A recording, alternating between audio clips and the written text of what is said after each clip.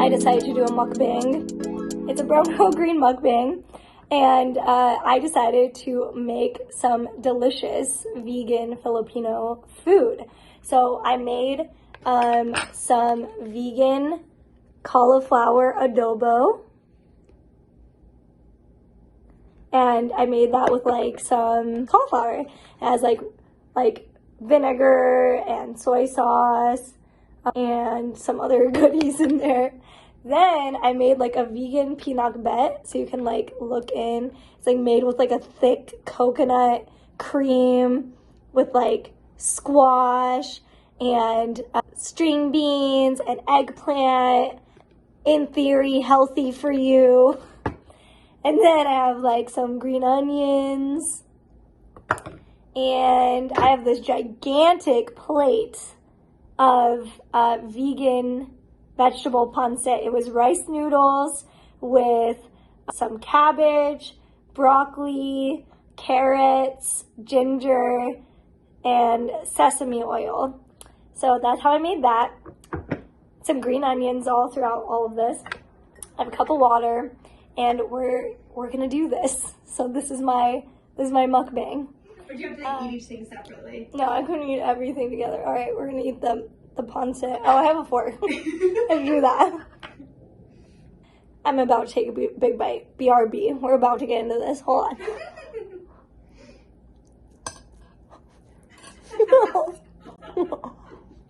So the reason why I decided to make vegan Filipino food is because I really wanted to figure out a way to connect my culture with veganism, because I think a lot of times a lot of people, including myself, don't really think of like Filipinos as being vegan, where we think we need to have meat in our diet as a part of the culture. And while part of that's true, part of it's also due to colonization, where we were separated from, learning about like, the natural indigenous foods of the Philippines, learning about the ingredients that make up our culture. Like, people need to realize that like there is a lot of options out there for vegan Filipino food that can taste good, isn't going to cause you diabetes or heart disease that like a lot of these like heavily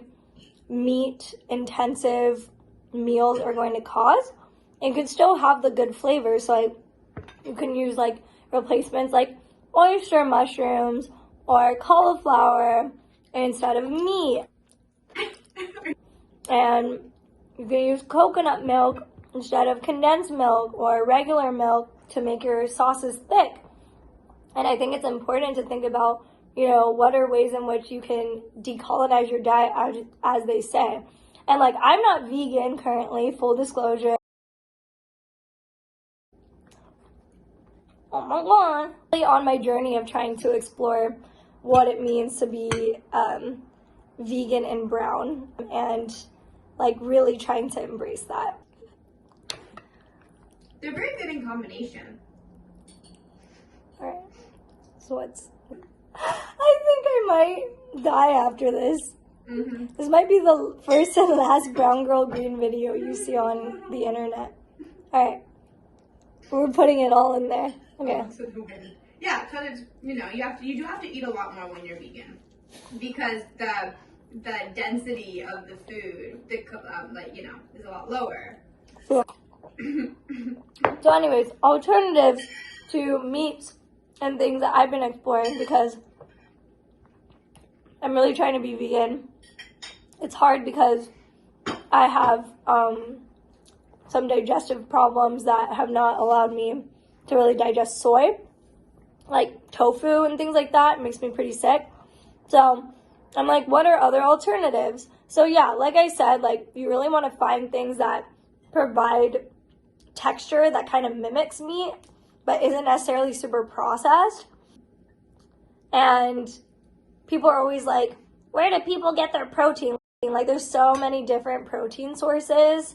If you choose a plant-based diet, of course, like I'm kind of restricted right now from like accessing those, but like just because I can't do it doesn't mean you shouldn't try it out. Like, if you can eat soy, or you have like a stomach of steel, like and you're just pounding away at like 10 pounds of meat every day, I'm not here to shame you for that. Like, I'm over here, like, I'm not even vegan yet.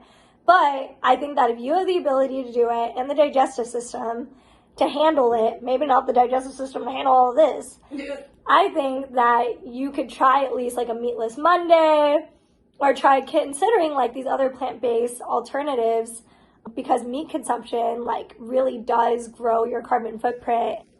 It's not good for the environment, and you're contributing to an industry that really like messes with human rights conditions and really doesn't care as much for its workers. Of course, that's a blanket statement, and there's so many different types of food systems and agricultural systems, but I'm mainly talking about like industrial agriculture that doesn't respect workers and exposes them to a lot of harsh chemicals and really horrible like labor practices.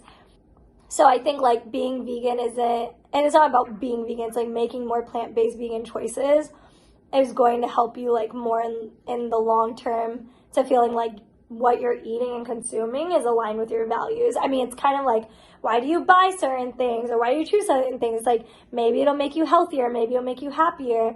And I think it can make you healthier and happier to include more vegetables and just like less meat in your diet if you have access to be able to do that. And it doesn't have to be super expensive if you look into it. Oh.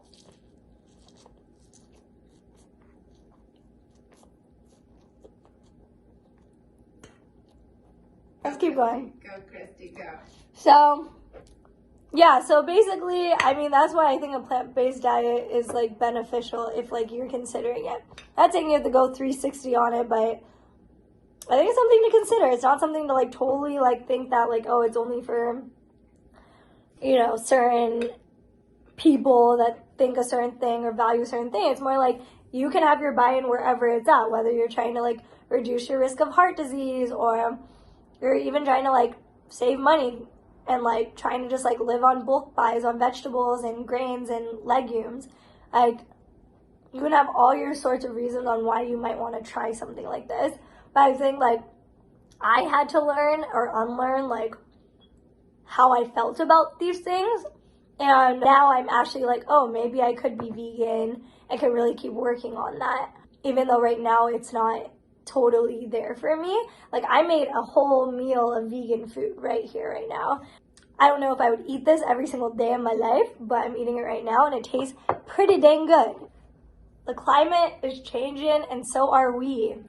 That's why we gotta keep eating, and we gotta keep getting out to the polls next year and vote candidates that we care about for climate action. It's time. Oh my god. I'm gonna keep going. Alright. Oh my god. And I'm proud to be Filipino because I feel like I'm really committed to bringing stories of what it means to be Filipino into the work that I do. And being Filipino to me means like family, culture, having a good time, eating good food, and being there for one another. That's being Filipino to me. I'm proud to be Filipino, especially right now, as I made homemade food with my own recipes that are vegan and redefining both my culture and my relationship to the food of my people.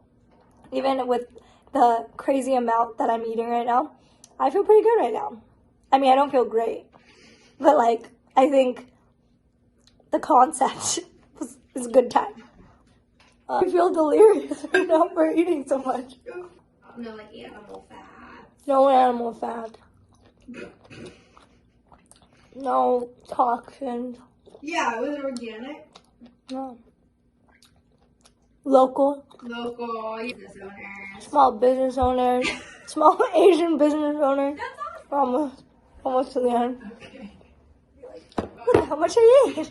You're so funny. Alright.